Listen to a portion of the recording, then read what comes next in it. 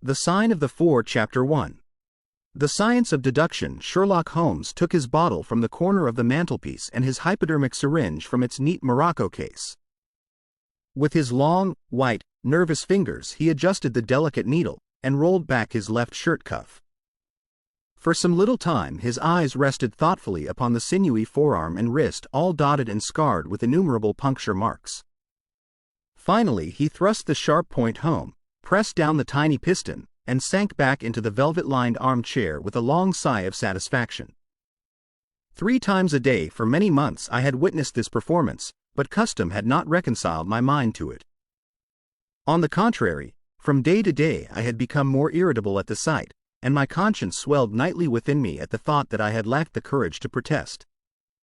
Again and again I had registered a vow that I should deliver my soul upon the subject, but there was that in the cool, nonchalant air of my companion which made him the last man with whom one would care to take anything approaching to a liberty.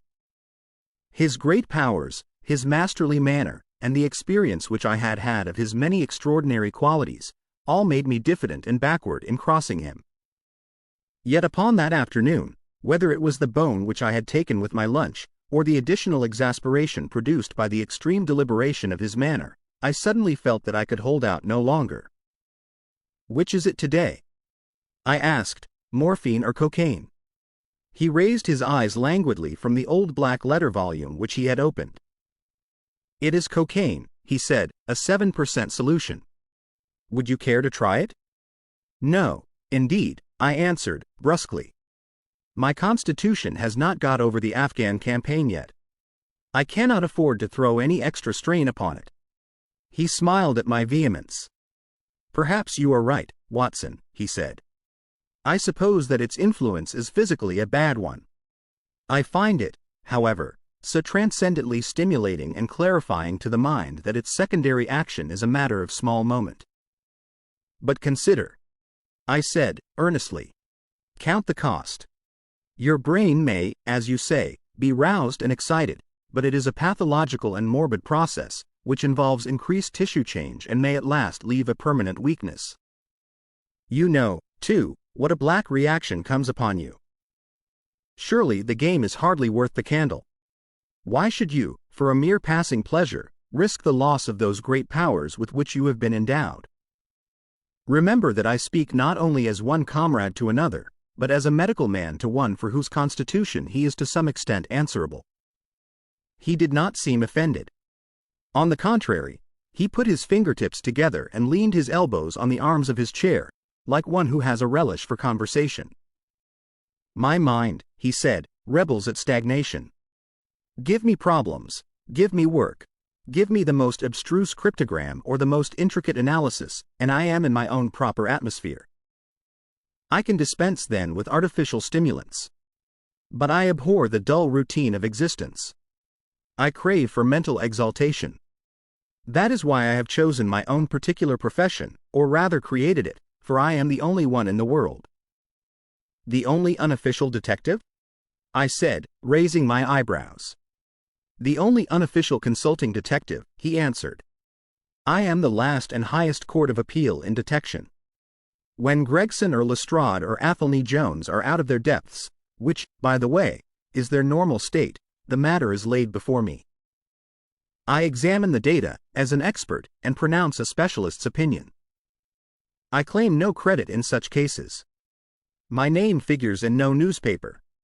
The work itself, the pleasure of finding a field for my peculiar powers, is my highest reward. But you have yourself had some experience of my methods of work in the Jefferson Hope case." "Yes, indeed," said I, cordially. "I was never so struck by anything in my life. I even embodied it in a small brochure with the somewhat fantastic title of A Study in Scarlet." He shook his head sadly. "I glanced over it," said he. "Honestly, I cannot congratulate you upon it. Detection is, or ought to be, an exact science, and should be treated in the same cold and unemotional manner. You have attempted to tinge it with romanticism, which produces much the same effect as if you worked a love story or an elopement into the 5th proposition of Euclid." "But the romance was there," I remonstrated. "I could not tamper with the facts. Some facts should be suppressed, or at least a just sense of proportion should be observed in treating them. The only point in the case which deserved mention was the curious analytical reasoning from effects to causes by which I succeeded in unraveling it. I was annoyed at this criticism of a work which had been specially designed to please him. I confess, too, that I was irritated by the egotism which seemed to demand that every line of my pamphlet should be devoted to his own special doings. More than once during the years that I had lived with him in Baker Street I had observed that a small vanity underlay my companion's quiet and didactic manner. I made no remark, however, but sat nursing my wounded leg. I had a Giselle bullet through it some time before, and, though it did not prevent me from walking, it ached wearily at every change of the weather. My practice has extended recently to the continent, said Holmes, after a while, filling up his old briar root pipe. I was consulted last week by François Lavillard, who, as you probably know, has come rather to the front lately in the French detective service. He has all the Celtic power of quick intuition, but he is deficient in the wide range of exact knowledge which is essential to the higher developments of his art. The case was concerned with a will, and possessed some features of interest. I was able to refer him to two parallel cases, the one at Riga in 1857, and the other at St. Louis in 1871, which have suggested to him the true solution. Here is the letter which I had this morning acknowledging my assistance. He tossed over, as he spoke, a crumpled sheet of foreign notepaper. I glanced my eyes down it, catching a profusion of notes of admiration, with stray magnifiques, coups de maîtres and tours de force, all testifying to the ardent admiration of the Frenchman. He speaks as a pupil to his master, said I. Oh, he rates my assistance too highly, said Sherlock Holmes, lightly. He has considerable gifts himself. He possesses 2 out of the 3 qualities necessary for the ideal detective. He has the power of observation and that of deduction. He is only wanting in knowledge, and that may come in time. He is now translating my small works into French. Your works? Oh, didn't you know? He cried, laughing. Yes, I have been guilty of several monographs. They are all upon technical subjects. Here, for example, is one, upon the distinction between the ashes of the various tobaccos. In it I enumerate 140 forms of cigar, cigarette, and pipe tobacco, with colored plates illustrating the difference in the ash. It is a point which is continually turning up in criminal trials, and which is sometimes of supreme importance as a clue. If you can say definitely, for example, that some murder has been done by a man who was smoking an Indian lunka, it obviously narrows your field of search. To the trained eye there is as much difference between the black ash of a trichinopoly and the white fluff of bird's eye as there is between a cabbage and a potato. You have an extraordinary genius for minutiae, I remarked. I appreciate their importance. Here is my monograph upon the tracing of footsteps, with some remarks upon the uses of plaster of Paris as a preserver of impresses. Here, too, is a curious little work upon the influence of a trade upon the form of the hand, with lithotypes of the hands of slaters, sailors, cork cutters, compositors, weavers, and diamond polishers. That is a matter of great practical interest to the scientific detective, especially in cases of unclaimed bodies, or in discovering the antecedents of criminals. But I weary you with my hobby. Not at all, I answered, earnestly. It is of the greatest interest to me, especially since I have had the opportunity of observing your practical application of it. But you spoke just now of observation and deduction. Surely the one to some extent implies the other. Why, hardly, he answered, leaning back luxuriously in his armchair, and sending up thick blue wreaths from his pipe. For example, observation shows me that you have been to the Wigmore Street post office this morning, but deduction lets me know that when there you dispatched a telegram. Right, said I, right on both points. But I confess that I don't see how you arrived at it. It was a sudden impulse upon my part, and I have mentioned it to no one. It is simplicity itself, he remarked, chuckling at my surprise, so absurdly simple that an explanation is superfluous, and yet it may serve to define the limits of observation and of deduction. Observation tells me that you have a little reddish mold adhering to your instep. Just opposite the Seymour Street office, they have taken up the pavement and thrown up some earth which lies in such a way that it is difficult to avoid treading in it in entering. The earth is of this peculiar reddish tint which is found, as far as I know, nowhere else in the neighborhood. So much is observation. The rest is deduction. How, then, did you deduce the telegram? Why, of course I knew that you had not written a letter, since I sat opposite to you all morning. I see also in your open desk there that you have a sheet of stamps and a thick bundle of postcards. What could you go into the post office for, then, but to send a wire? Eliminate all other factors, and the one which remains must be the truth. In this case it certainly is so, I replied, after a little thought. The thing, however, is, as you say, of the simplest. Would you think me impertinent if I were to put your theories to a more severe test? On the contrary, he answered, it would prevent me from taking a second dose of cocaine. I should be delighted to look into any problem which you might submit to me.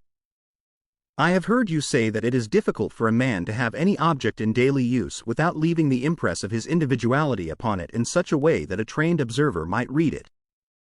Now, I have here a watch which has recently come into my possession. Would you have the kindness to let me have an opinion upon the character or habits of the late owner? I handed him over the watch with some slight feeling of amusement in my heart, for the test was, as I thought, an impossible one, and I intended it as a lesson against the somewhat dogmatic tone which he occasionally assumed. He balanced the watch in his hand, gazed hard at the dial, opened the back, and examined the works, first with his naked eyes and then with a powerful convex lens. I could hardly keep from smiling at his crestfallen face when he finally snapped the case to and handed it back. There are hardly any data, he remarked. The watch has been recently cleaned, which robs me of my most suggestive facts. You are right, I answered. It was cleaned before being sent to me. In my heart I accused my companion of putting forward a most lame and impotent excuse to cover his failure. What data could he expect from an uncleaned watch? Though unsatisfactory, my research has not been entirely barren, he observed, staring up at the ceiling with dreamy, lackluster eyes.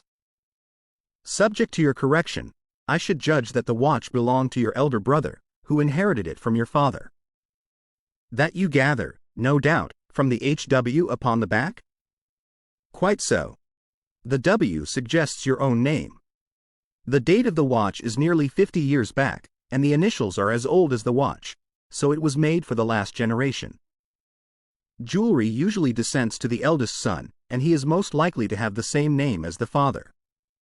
Your father has, if I remember right, been dead many years. It has, therefore, been in the hands of your eldest brother. Right, so far, said I. Anything else? He was a man of untidy habits, very untidy and careless. He was left with good prospects, but he threw away his chances, lived for some time in poverty with occasional short intervals of prosperity, and finally, taking to drink, he died. That is all I can gather. I sprang from my chair and limped impatiently about the room with considerable bitterness in my heart. This is unworthy of you, Holmes, I said. I could not have believed that you would have descended to this. You have made inquiries into the history of my unhappy brother, and you now pretend to deduce this knowledge in some fanciful way. You cannot expect me to believe that you have read all this from his old watch. It is unkind, and, to speak plainly, has a touch of charlatanism in it. My dear doctor, said he, kindly, pray accept my apologies. Viewing the matter as an abstract problem, I had forgotten how personal and painful a thing it might be to you. I assure you, however, that I never even knew that you had a brother until you handed me the watch. Then how in the name of all that is wonderful did you get these facts? They are absolutely correct in every particular. Ah, that is good luck. I could only say what was the balance of probability. I did not at all expect to be so accurate. But it was not mere guesswork. No, I never guess. It is a shocking habit, destructive to the logical faculty. What seems strange to you is only so because you do not follow my train of thought or observe the small facts upon which large inferences may depend. For example, I began by stating that your brother was careless. When you observe the lower part of that watch case, you notice that it is not only dinted in 2 places, but it is cut and marked all over from the habit of keeping other hard objects, such as coins or keys, in the same pocket. Surely it is no great feat to assume that a man who treats a 50-guinea watch so cavalierly must be a careless man. Neither is it a very far-fetched inference that a man who inherits one article of such value is pretty well provided for in other respects. I nodded, to show that I followed his reasoning. It is very customary for pawnbrokers in England, when they take a watch, to scratch the number of the ticket with a pinpoint upon the inside of the case. It is more handy than a label, as there is no risk of the number being lost or transposed. There are no less than 4 such numbers visible to my lens on the inside of this case. Inference, that your brother was often at low water. Secondary inference, that he had occasional bursts of prosperity, or he could not have redeemed the pledge. Finally, I ask you to look at the inner plate, which contains the keyhole. Look at the thousands of scratches all round the hole, marks where the key has slipped. What sober man's key could have scored those grooves? But you will never see a drunkard's watch without them. He winds it at night, and he leaves these traces of his unsteady hand. Where is the mystery in all this? It is as clear as daylight, I answered. I regret the injustice which I did you. I should have had more faith in your marvelous faculty. May I ask whether you have any professional inquiry on foot at present? None. Hence the cocaine. I cannot live without brain work. What else is there to live for? Stand at the window here. Was ever such a dreary, dismal, unprofitable world? See how the yellow fog swirls down the street and drifts across the dun-colored houses. What could be more hopelessly prosaic and material? What is the use of having powers, doctor, when one has no field upon which to exert them? Crime is commonplace, existence is commonplace, and no qualities save those which are commonplace have any function upon earth. I had opened my mouth to reply to this tirade, when with a crisp knock our landlady entered, bearing a card upon the brass salver. "A young lady for you, sir," she said, addressing my companion. "Miss Mary Morstan," he read. I have no recollection of the name. Ask the young lady to step up, Mrs. Hudson. Don't go, doctor. I should prefer that you remain,